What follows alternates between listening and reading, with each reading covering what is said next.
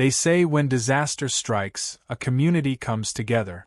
But on Maplewood Lane, when flames reached for the sky and sirens shattered the quiet calm, it wasn't unity that showed up first.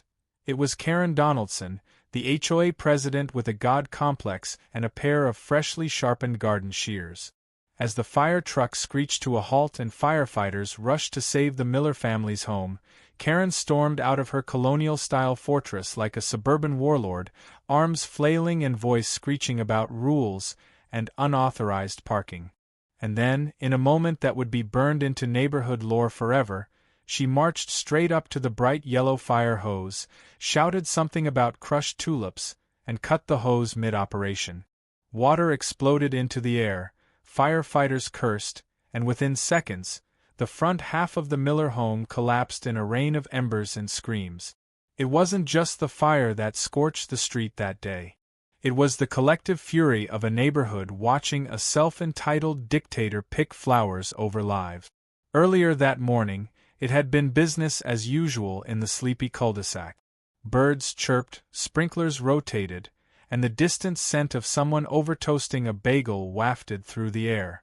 Raj Patel was fiddling with his drone in his garage, Sasha recorded a dance routine for her TikTok followers, and Dale, the resident Vietnam vet, grunted disapproval at a squirrel too bold for its own good. Everything was normal, until Linda called out from her porch, phone clutched to her chest, eyes wide with panic. Smoke. Thick, black, rising from house number 17. Within minutes, neighbors had poured onto the street as fire engines roared around the corner. The Millers weren't answering their door. The firefighters moved with precision and purpose. One connected the hose to the hydrant, the other crashed through the front door, and a third directed the growing crowd to stand back. And they would have had it under control in record time, if not for her. Karen Donaldson wasn't just the HOA president, she was the self-declared guardian of Maplewood Lane's aesthetic standards. A former middle school principal turned full-time control freak, Karen believed in order, appearances, and above all, the sanctity of the rose garden pathway that curved along the center of the street like a suburban red carpet. So when she saw the fire truck's tires resting on what she called Maplewood's crown jewel, she reacted not with concern for the Millers or admiration for the firefighters, but with blinding, self-righteous rage. "What the hell do you think you're doing?" she shrieked, storming past the barricade tape. A firefighter turned, confused. Karen's eyes were wild, nostrils flaring. "You're destroying HOA-approved landscaping. You can't park here. This is a protected pathway."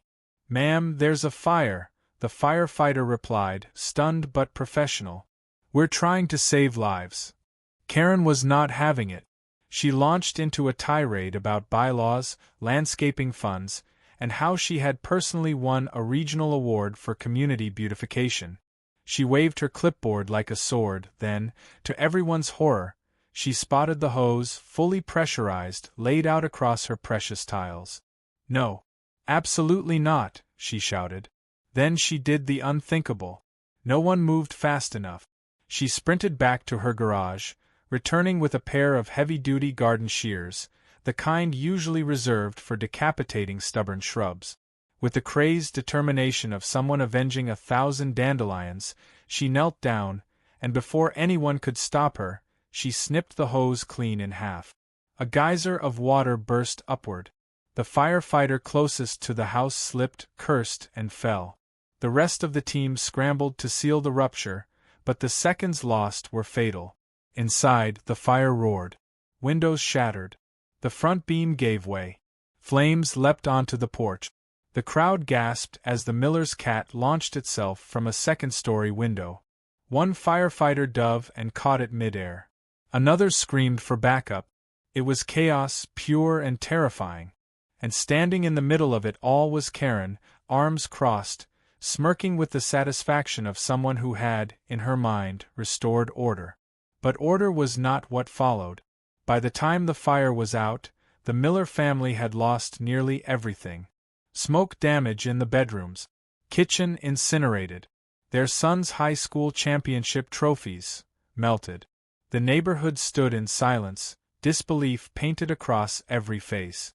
Karen offered no apology. Instead, she gave a lecture about proper vehicle routing in community spaces. "They could have used the main road," she muttered. "I told them, but nobody listens to me." The firefighters didn't argue. They were too stunned. The fire chief glared at Karen with a mix of horror and pity. "You endangered lives," he said. "People could have died." But Karen wasn't listening. She was already inspecting her begonias. No one could believe it.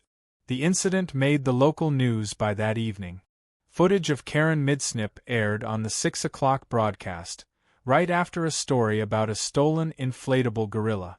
Commenters online dubbed her Hose Hacker Karen. The clip was shared thousands of times. The subreddit EntitledPeople practically exploded. Meanwhile, the HOA released a short, sterile statement.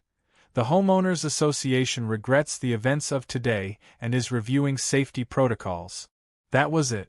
No condemnation, no apology to the Millers, and certainly no action against Karen. Why? Because Karen was the HOA. Neighbors whispered in driveways. Raj considered digging into the HOA bylaws. Sasha began drafting a video. Dale cleaned his shotgun, mumbling about this kind of nonsense never flying back in '68. And as the sun set over Maplewood Lane, casting a golden glow on the scorched remains of the Miller home, something changed in the air. Not just smoke or ash, but resolve. Karen had finally gone too far. And the residents? They were done waiting for justice. They were going to deliver it themselves. The morning after the fire was quieter than usual on Maplewood Lane. The smell of smoke still lingered, woven into every leaf, every mailbox, every child's backpack as they passed the scorched husk of the Miller home on their way to school. Yellow caution tape fluttered in the breeze like some cruel party decoration. A pile of blackened wood and half-melted siding sat where the front porch used to be, and a lonely basketball, once belonging to the Miller's son, rested at the curb, its surface singed and deflated. No one spoke much. It was the kind of silence that didn't just fall, it settled, heavy, accusing, and long overdue. The Miller family stood by their driveway, their faces blank from exhaustion. Mrs. Miller clutched a binder of insurance documents with trembling fingers while Mr. Miller tried to explain to their son that his favorite dog-eared comics might be salvageable from the garage. They had slept in a hotel that night, or at least tried to. Every time someone coughed or a hallway door slammed, their youngest started crying again. The fire may have been put out, but it was still burning in their minds. A van from the local news station was parked at the edge of the cul-de-sac, its antenna reaching for a signal while the anchor rehearsed her lines, glancing nervously toward the Miller home. A second van pulled up shortly after. This one wasn't here for a story. It was from a cleaning and restoration service. And right behind that came another vehicle, Karen Donaldson's spotless, pearl-white Lexus. She got out wearing a crisp beige pantsuit and sunglasses that looked like they cost more than most people's monthly rent. In her hand was a clipboard. The neighbors stiffened as they saw her approach the Millers with all the delicacy of a tax auditor at a wedding. "I hope you filed a damage report," Karen said, without greeting or empathy. "For both your house and the community landscaping. Those rose tiles took years to cultivate." Mrs. Miller blinked. "I'm sorry, what?" Karen didn't miss a beat. The fire truck left tire marks on the walking path. "I'm compiling a list of violations. Your home's siding melted onto HOA property, which technically counts as debris encroachment." Mr. Miller took a step forward, jaw clenched. "Our house burned down. And we all regret that terribly," Karen replied, in the tone of someone offering thoughts and prayers before suing you. "But rules are rules." Several neighbors who had been quietly observing from their porches began stepping forward. Dale, arms folded across his chest. Linda, with her phone out, pretending to check the weather app, but actually recording everything. Raj, squinting behind his glasses with a look that said he was already building a digital dossier. Karen sensed the tension but stood firm. She was confident in her status, her power. After all, she'd been untouchable for years. Who was going to challenge her? These people? Please. By noon, 5 of those people had gathered at Raj's house under the pretense of a neighborhood watch meeting. They didn't call it what it was, yet, but every person in the room knew exactly why they were there. Operation Karma hadn't been named yet, but the mission was already clear. I mean, she literally cut a hose. Who does that? Sasha exclaimed, pacing back and forth in Raj's living room. She's insane, Benny said, pulling out a thick manila folder. And I think I can prove she's also criminally negligent. This, he said, slapping the folder down, is a copy of the state fire code. Raj leaned over. Didn't she get charged? Linda shook her head. Misdemeanor at best. She's claiming she didn't realize it was an active hose. Says she thought it was just decorative. And her brother, Councilman Donaldson, pulled strings. She walked. She cut a hose, Dale growled. During a fire. Raj was already typing on his laptop. If we can't get her legally, maybe we can get her another way. HOA violations, financials, backdoor approvals. She leaves a trail. Yeah, Sasha added, smirking. Like a raccoon in a Prada tracksuit. Everyone laughed, just a little. The first laugh since the fire. It felt good. Raj brought up the HOA website. Password protected. He grinned. I'll be in by morning. Back on the street, Karen was holding her own HOA meeting on her front porch. A folding table, a few clipboards, and a makeshift sign that read Emergency Landscaping Review. She spoke to 3 board members, each looking like they desperately wanted to be anywhere else. Karen outlined the need for new HOA rules. No emergency vehicle parking on decorative pathways, a review of fire engine size for future access, and a proposal to charge a fine for negligent combustion. The board nodded, but weakly. Ever since the incident, their trust in her had frayed. One of them, Martha, even suggested sending the Millers a small gift basket. Karen rejected the idea immediately. We can't reward recklessness, she snapped. That's how you lose order. But order was already gone. Later that night, Sasha posted the hose-cutting video to her growing social media following. No captions, no edits, just raw footage.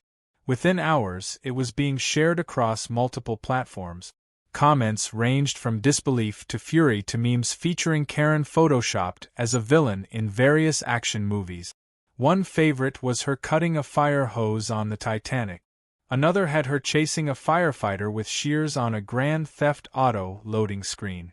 The next morning, the neighborhood woke up to find the video had reached 1 million views. The HOA inbox exploded. By that afternoon, Karen had issued 23 new violations. One for Linda's mailbox being too whimsical. Another for Raj's drone, violating community airspace.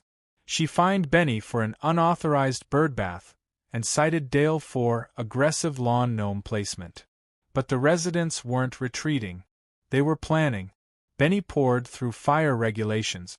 Linda sifted through 5 years of HOA minute. Sasha was building a narrative.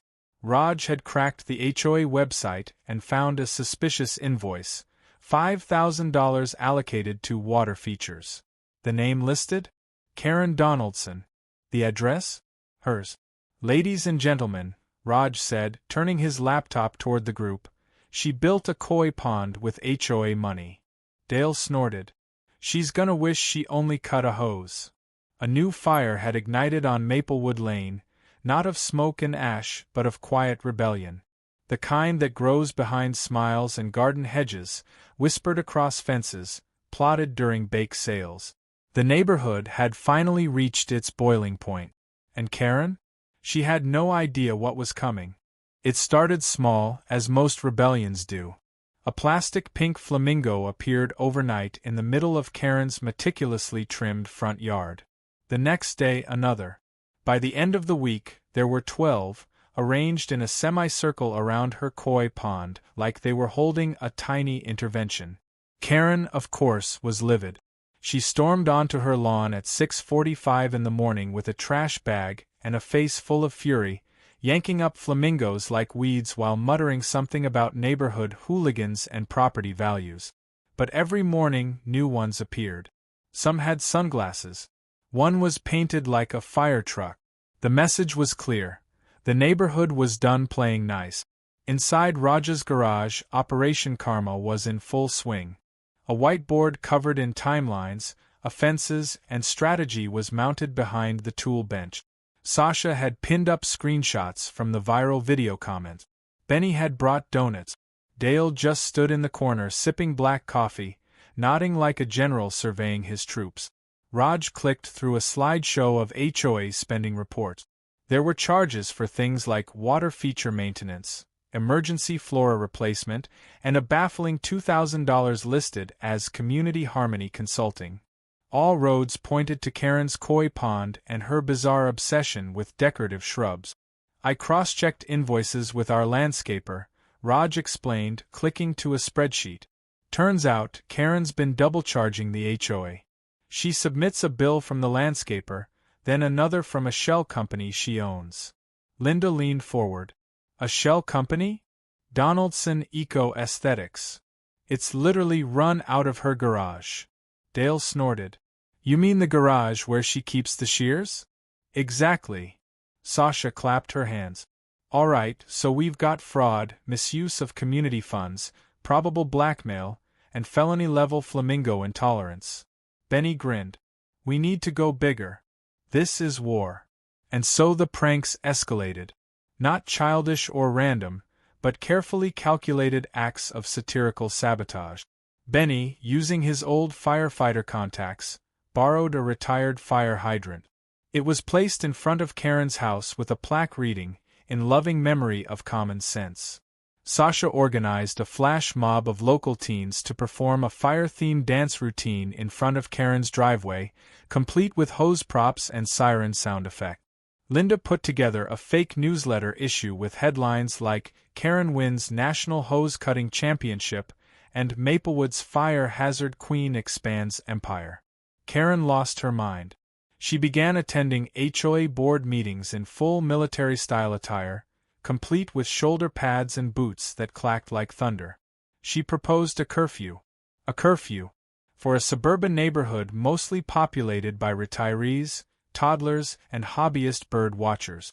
She demanded the removal of any decorations not approved by her directly. Lawn gnomes, garden flags, wind chimes. She banned all fire-themed decorations, including an unfortunate boy's birthday party where the cake was a small fire truck. The child cried. Karen didn't care. But power was slipping from her fingers faster than she realized. At the next HOA meeting, a record number of residents showed up. Usually, these meetings drew 6 people and a tray of stale cookies. This time, it was standing room only. Karen opened the meeting with a smug smile, but the atmosphere turned icy the moment Raj took the floor. Before we begin, Raj said, clicking a remote, I'd like to present some findings. The projector hummed to life. Slide after slide laid out damning evidence. Altered budgets, unauthorized purchases, personal enrichment. Gasps filled the room as Raj revealed Karen's shell company and the invoices that led straight to her koi pond's extravagant upgrades. Miniature statues, a tiny waterfall, heated rock. Karen tried to cut him off. This is slander. Benny stood. It's public record. Karen turned to the board. You can't let this circus continue. I'm the elected president. I was chosen to uphold this community's standards. And now we're choosing to uphold yours. Martha, one of the board members, replied calmly. A motion for a vote of no confidence was introduced. Tension filled the air like thick fog. Hands raised. The count was close. So close. In the end, Karen survived by 1 vote. 1. She strutted out of the meeting hall with her clipboard high and chin higher, but the cracks were forming. The vote didn't save her. It exposed her. She was no longer untouchable, just temporarily standing. That weekend, Dale hosted a block party. Karen, of course, issued a cease and desist to every household. Unauthorized gathering. No permit. Noise pollution. Nobody listened. Dale, in a red apron that said Grill Sergeant, fired up 3 barbecue grills. Kids ran wild. Music played. Sasha livestreamed the whole thing with the caption, Karen Who? Every food item had a theme. Charred chicken of justice, fire hose fries, scorched ribs of retribution. Karen stood at the edge of the party with her arms crossed and a look of disgust. She called the police. The officers arrived, took one look around, and helped themselves to hot dogs. When Karen complained, they said the block party wasn't violating any city laws. They even posed for a selfie with Sasha. As the sun dipped behind the rooftops and fairy lights twinkled across driveways, Benny unveiled his final touch, a 12-foot inflatable fire truck placed smack in the center of the party. It had a slide, a speaker playing fire engine sounds, and a banner across it that read, Always be prepared. Karen's scream could probably be heard in the next county. The next morning, every house received a new HOA citation. The offenses were increasingly absurd: lawn too happy, excessive festivity, unauthorized cornhole tournament. Karen was losing it. She was papering the neighborhood with violations like confetti at a sad parade. But her opponents were far from done. Raj's AI bot, developed over 3 nights and 2 gallons of energy drinks, was now auto-generating formal appeals for every citation. It used language from HOA bylaws, case law, and even Karen's own prior rulings to create responses that overwhelmed the board system. Karen had to read each one manually. By the end of the week, she was drowning in bureaucratic backlash of her own making. Linda leaked a document showing Karen had attempted to raise HOA dues to fund security upgrades, which included surveillance cameras aimed specifically at Dale's house, Sasha's yard, and the sidewalk in front of Benny's home. The final straw came when a fire inspection notice appeared on Karen's door. Anonymous tip, the letter said. Her koi pond's wiring for the waterfall? Not up to code. Risk of electrical fire. Mandatory shut-off until reviewed. Karen stood in front of her darkened pond, her koi barely visible in the still water, her world unraveling. And then came the fundraiser. Sasha launched it with a single post. Let's show our love for first responders and remind Karen what a real fire truck looks like. The goal was $10,000. In less than 72 hours, it passed $200,000. But they weren't buying a fire truck. They were preparing a gift, the kind you could never return. The delivery arrived on a sunny Saturday morning. It wasn't subtle. A flatbed truck the size of a small apartment rolled into Maplewood Lane with hazard lights flashing and a small police escort, just in case someone, somewhere, tried to interfere. Neighbors poured out of their houses, coffee mugs and phones in hand, squinting toward the massive tarp-covered structure being hoisted by a crane. Karen, sensing chaos of some sort not personally orchestrated by her, bolted from her house in her signature beige tracksuit, clipboard already shaking in one hand like a nervous squirrel. She began shouting before the truck even stopped moving. What is this? Who authorized this? This is not HOA approved. You can't just bring in industrial vehicles. You're violating at least 9 ordinances. The driver hopped out of the cab with an amused smile and handed a thick envelope to Benny, who signed with an exaggerated flourish. Karen tried to snatch the envelope, but Dale intercepted her mid-lunge with a casual step sideways and a firm, "Back off, General Mayhem." The crowd's laughter wasn't even muffled anymore. Once the tarp was pulled back, the neighborhood gasped, cheered, and immediately began filming. Sitting gloriously atop the truck was a 30-foot inflatable fire truck, complete with spinning siren lights, a working slide for kids, and a sound system that played fire truck funk every hour on the hour. It was the kind of thing you might expect at a fire safety fair or maybe a theme park. But here it was, parked directly in front of Karen's home, massive, obnoxiously cheerful, and undeniably magnificent. On the side of the inflatable, printed in bold red letters, was the phrase, "Maplewood Lane remembers." Karen's jaw dropped open like a rusty hinge. You can't do this. You cannot do this. Benny smiled. Actually, we can. It's on community property. We filed the paperwork last week. This area is designated for temporary recreational installations. It's approved through the Parks and Rec Board. Raj chimed in, not even bothering to hide his delight. We also invited the local fire department to host safety demonstrations every Saturday. They were very enthusiastic. Karen spun in circles, pointing to everyone, demanding someone take her side. But no one moved. Even the usual HOA sycophants had retreated behind hedges and lawn furniture.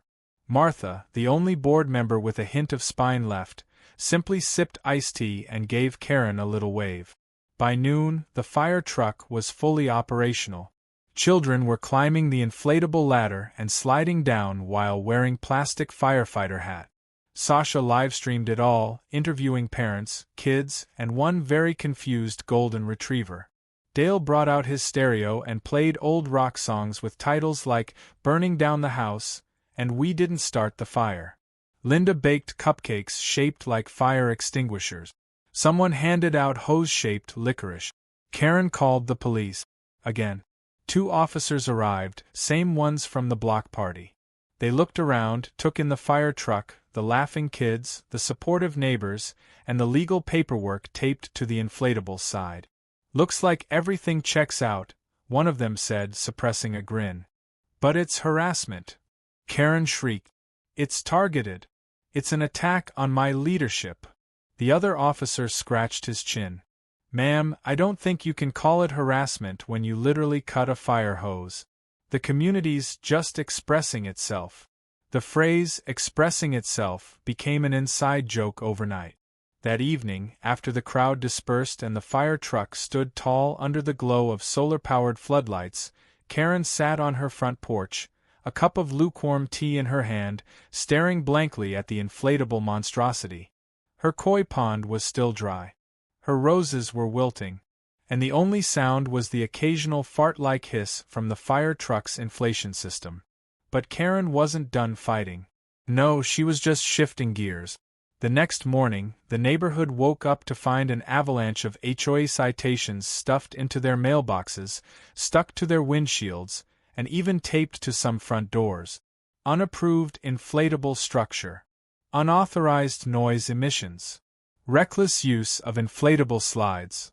Raj received 3 violations, 1 for reckless drone operations, 1 for flagrant Wi-Fi interference, and 1 for sarcasm in a community setting. Linda got fined for aggressive use of cinnamon in public spaces.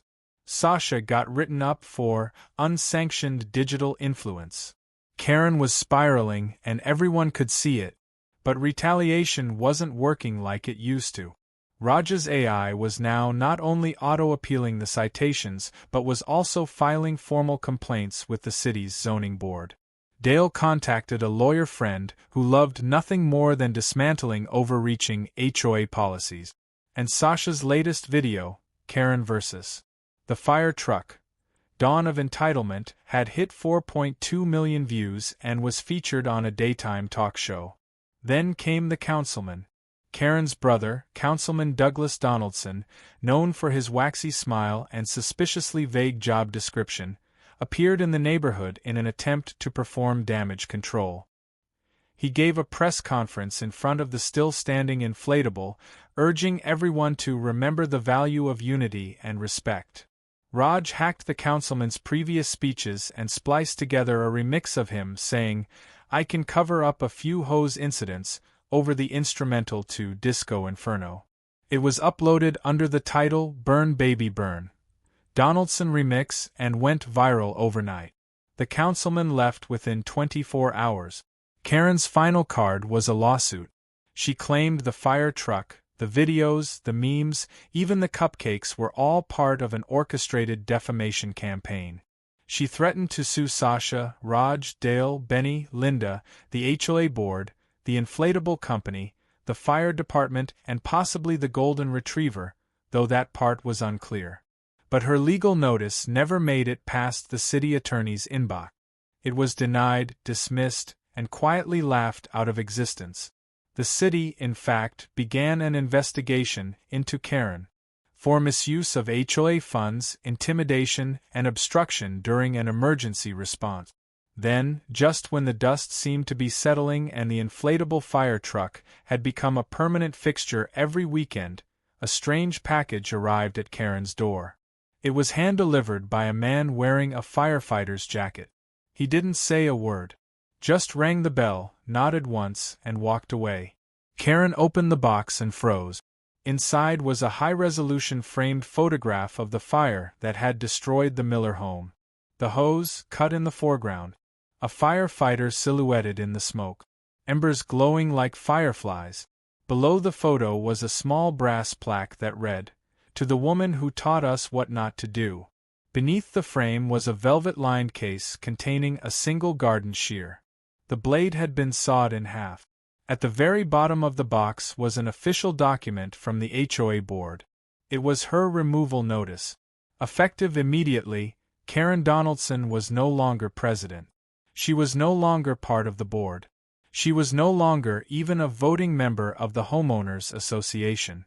Her clipboard slipped from her hand. And for the first time in years, Maplewood Lane felt like a community again. The silence that followed Karen's removal was louder than any siren. For the first time in years, there were no citations taped to mailboxes, no angry notices about improperly coiled hoses or wind chimes that tinkled beyond acceptable decibel levels. Her house, once the nucleus of HOA tyranny, stood still and quiet, blinds drawn tight, as if it too was ashamed of its former resident. People walked by with a new kind of swagger, no longer glancing over their shoulders for someone lurking behind a bush with a clipboard. Maplewood Lane was free, and it showed. The Miller family returned to their rebuilt home 3 weeks later. It wasn't the same, of course. Nothing could replace what they lost, but the neighborhood made sure they didn't come back empty-handed. The house had been repainted, refurnished, and restocked with the help of dozens of volunteers. Raj coordinated furniture deliveries. Sasha's followers donated enough to cover the family's groceries for 6 months. Dale and Benny built a fireproof shed out back, just in case. Linda filled the kitchen with baked goods and a handwritten note that read, "Home is people, not drywall." A small ceremony was held in the park at the end of the lane. No official speeches. Just neighbors, laughter, and a sense of peace. The inflatable fire truck made one last appearance, this time adorned with balloons and a sign that read, "Thank you, firefighters." Children climbed, slid, and squealed with joy, while adults shared stories of how they'd each had their own little run-ins with Karen over the years. A man from 4 streets over confessed she'd once fined him for having a mailbox that was too cheerful. Another revealed she made him repaint his shutters 3 times until the shade matched the neighborhood palette. Toward the end of the event, Sasha took the mic and introduced the newest addition to the community. Draped in a red cloth, standing on a stone pedestal in front of the playground, was a life-sized bronze statue of a firefighter holding a hose in one hand and a cat in the other. The plaque beneath read, "In honor of those who protect, serve, and never let a garden shear get in their way." The children dubbed him Sir Hoses-a-Lot. He quickly became the unofficial guardian of Maplewood Lane. Every morning, kids high-fived him on their way to school. Meanwhile, Karen moved. Not right away.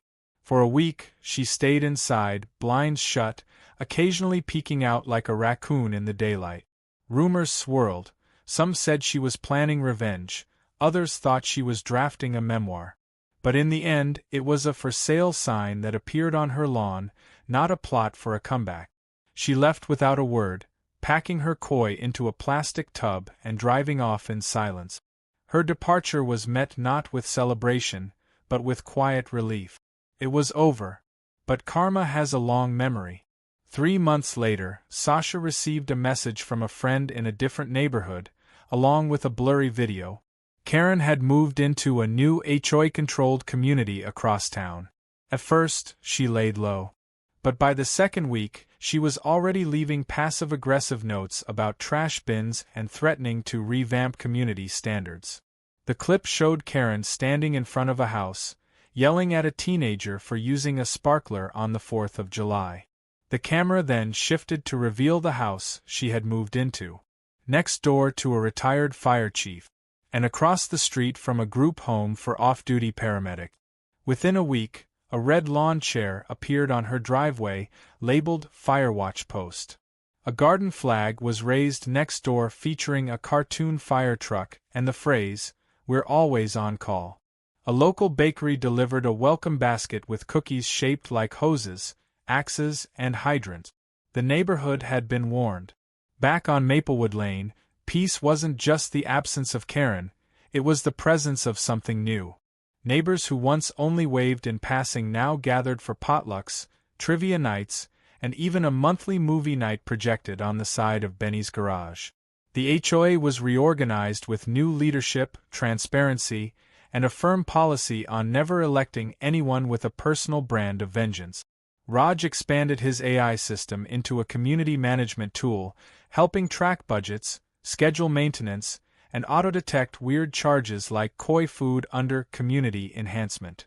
Linda launched a local blog where she wrote stories of suburban survival, including one titled, "The Day the Hose Cried." Sasha's videos continued to grow, and she eventually got a sponsorship from a home security company, though she refused to promote garden shears. And then came the final delivery. A small box, unmarked, arrived at Karen's former address, now occupied by a kindly older couple who kept to themselves and regularly handed out lemon bars. The couple handed the package to Dale, unsure what to do with it. Inside, wrapped in red tissue paper, was a tiny hose nozzle, gold-plated, clean-cut. Alongside it, a note written in perfect cursive. For the ones who kept the fire going, just not the one in the house. No signature. No return address. Just closure. The gift was placed in the community hall, in a glass case beneath a photo collage of the eventful year. The fire, the fundraiser, the inflatable, and, of course, Sir Hoses-a-Lot standing tall among it all. It became a symbol, not just of what had happened, but of what the neighborhood had become. It wasn't about revenge. Not really. It was about accountability. About laughter in the face of pettiness, unity in the wake of absurdity, and resilience in the form of cupcakes, flamingos, and inflatable engines of justice. Karen had ruled by fear and citation. Maplewood Lane chose humor and fireproof friendship. And so, as the seasons changed and new families moved in, the stories were passed down. The tale of Karen and the hose became legend, part cautionary tale, part suburban folklore. And every time someone new asked about the golden nozzle in the display case, someone would lean in, smile, and begin. "Let me tell you about the time our HOA president cut a fire hose, and got exactly what she deserved."